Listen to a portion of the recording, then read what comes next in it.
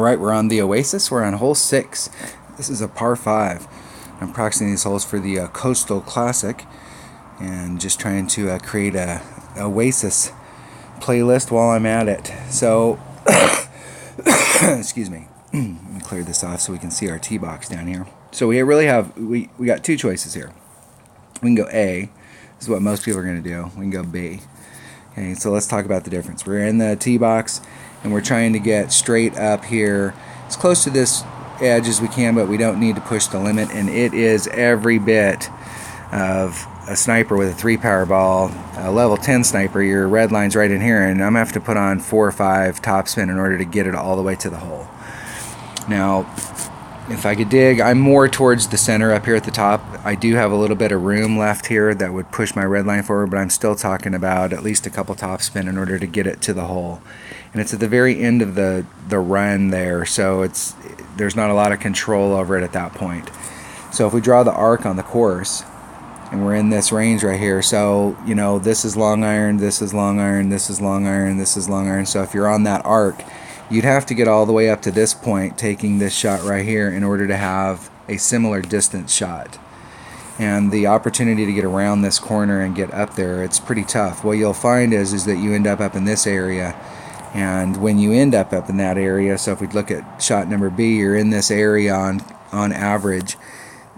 You're definitely having to use this to try and bridge the gap to get to the hole and do the hop to get over. The problem is that you've got a fairway area here, and this fairway area impedes you. So this shot from over here, you know, if you can dig way down in the hole, it might be a great shot, but it's harder to get around all of these traps to get down into that hole than it is to hit forward and then have a straight in shot to the green. So I'm definitely looking at shot A as being the option that I want to take. Now, I've been practicing this week with a QB and a Titan whenever I come to this hole, and you can get it done, but it takes a little bit of overpower. And the problem here is that the first bounce is here, the second bounce is here, the third bounce is on, and then it rolls forward. And it's hard to judge when you're doing this shot if you've got any overpower. It's hard to judge, number one, where you're going to end up out here, and you can't put too much overpower or you'll end up in the rough right here. So there's a fine line between, you know, where this shot will work and where it won't when you're using a QB. It would definitely work better, I believe, with a rock if you had a maxed out rock. So if you have a maxed out rock, and a maxed out rock is definitely would be a great club for this, because it hits in between an extra mile and a quarterback and it's 100% accurate. So your first bounce is going to be deeper in this hole, which means your second bounce is going to be deeper in that hole, and then you can make it over. You have a lot more control over it. I do think I'm going to have to shoot this with a bigger club just because it'll make the shot more consistent, even though a bigger club is less accurate. And so I'm going to continue to play this hole as the week goes on. If I don't think that the overpower that I'm having to put on is really complicating the quarterback shot, I may stick with the quarterback just because it's so accurate. Because if you hit it great to the left or the right, you can still end up out here and play. Whereas if you're with an extra mile, you may find yourself in a spot of bother. But I think with an extra mile, you can get over to this spot. And so you only have one jump over, and then you can control the ball. And so I'm probably in the tournament going to play this with an extra mile, even though my brain keeps wanting me to play with an accurate club for good reason, because of what's going on down there.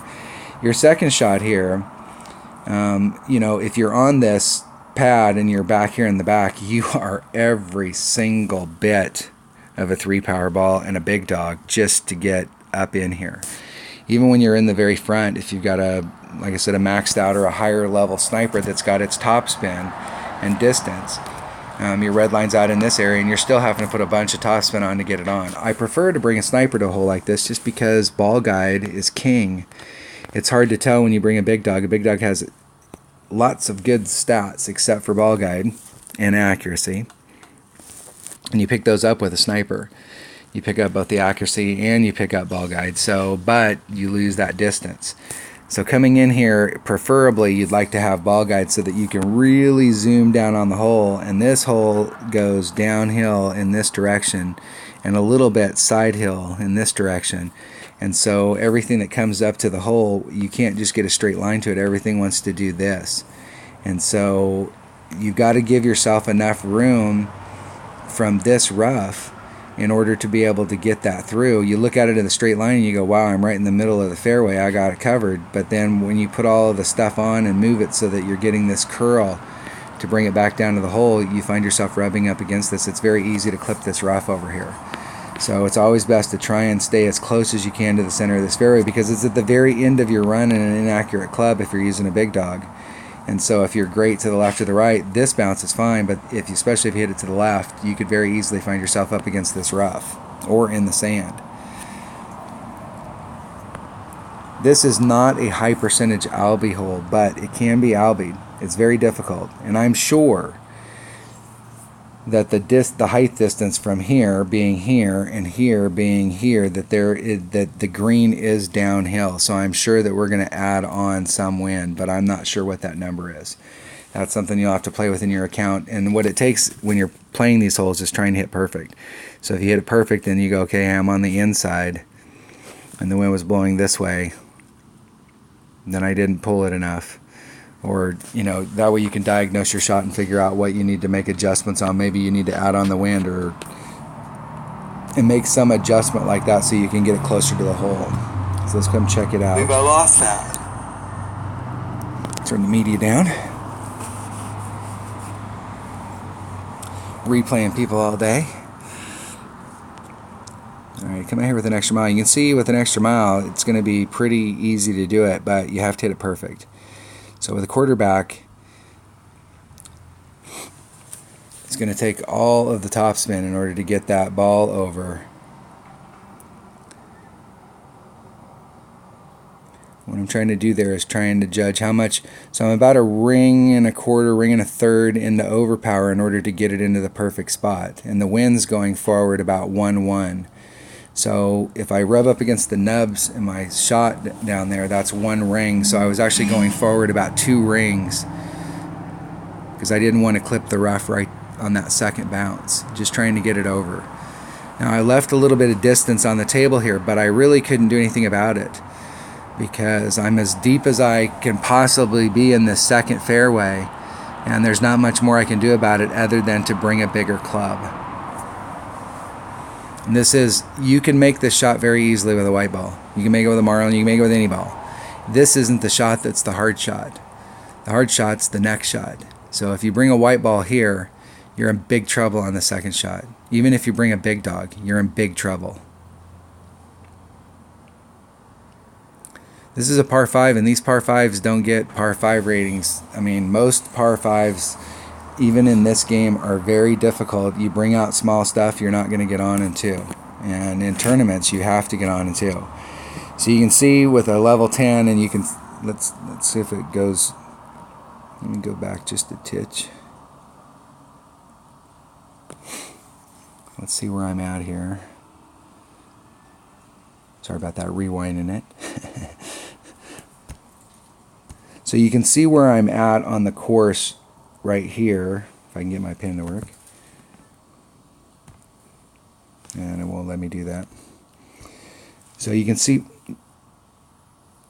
where I'm at out here, how much distance I've left from there to the rough up in the front. I've got quite a bit of distance that I can use. So if we equate that out on the course, if my red line was right in this area right here, that means that I could get up to this area. So I have quite a bit of room that I can still pick up. So this second shot right here is not going to be indicative of what I really want to accomplish as the week goes on. As the week goes on, I want to find the perfect number or the perfect club to get me as far up here as I can without ever taking the risk of getting in the rough, so that this second shot, I'm in a better distance. And what I'd like to be is I'd like to be about halfway, like from where my red line is right now, where you see my club right here. My red line would be in that area if I picked up the distance. That gives me much more control on the other end, because instead of having to put on so much topspin, I may be able to put on just a little bit of backspin. If you can put on backspin, you start to control the ball.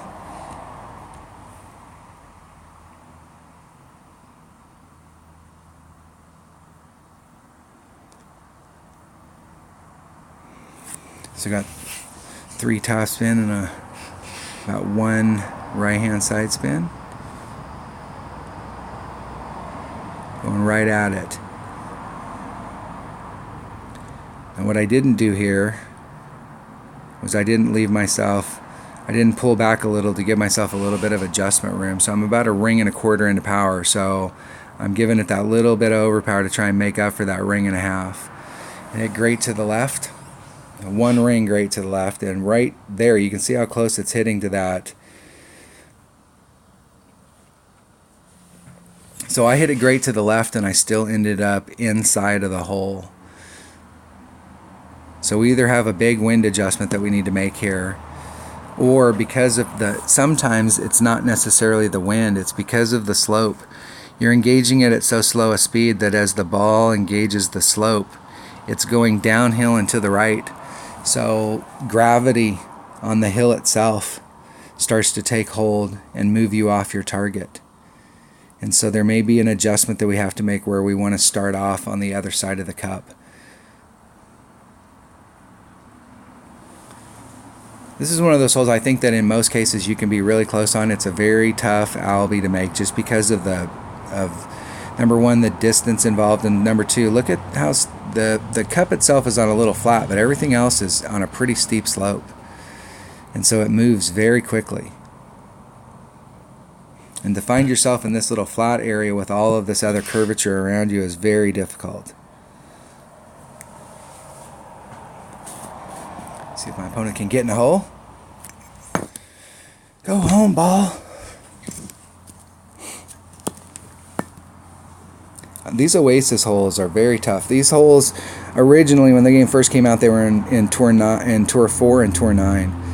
And when I was coming up through the tours in Tour 9, these Oasis holes just ate my lunch. And it wasn't the holes themselves, it was the par 3s, and this was not one of the original Oasis holes. This is a newer hole that came out about a year after, maybe a year and a half after the game started. I'm going to give you guys a bonus par 3 here. Now this par 3 right here, I always love to do the rough bump, but it's very hard to set up because you have to be way away, because the ball is so downhill. You have to be way away from the ball. And it takes, 5 backspin. And the other thing about it is you have to approach the ball from the opposite angle of what we normally do. So like I always address the ball from this side. So even if I was adjusting the wind out and I had to pull it the other direction, it's too hard to get it from the other side. You always want to address the ball from that side. Sometimes you're pulling out the wind and sometimes you have to push out the wind. And normally we don't have to push out the wind, but you can get that close almost every time without rough bump. It's just hard to set up, and that's not doing any special wind adjustment or anything, just a normal wind adjustment for any club that you bring there. So if you got a Guardian or a Sniper or any of them, it'll work.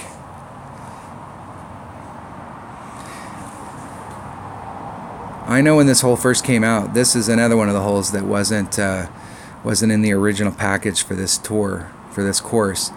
And when this hole came out, this hoppity hop, you're doing a shot, trying to hit the rough, trying to roll it in, and you got to be kidding me.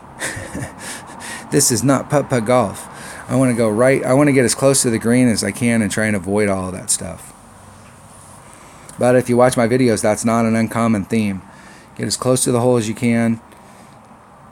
Engage backspin, whatever you have to do. Get as close to the hole. Make sure you ensure you get your birdie. But in shootouts, you're going to win a lot of shootouts because you're going to be super close all the time.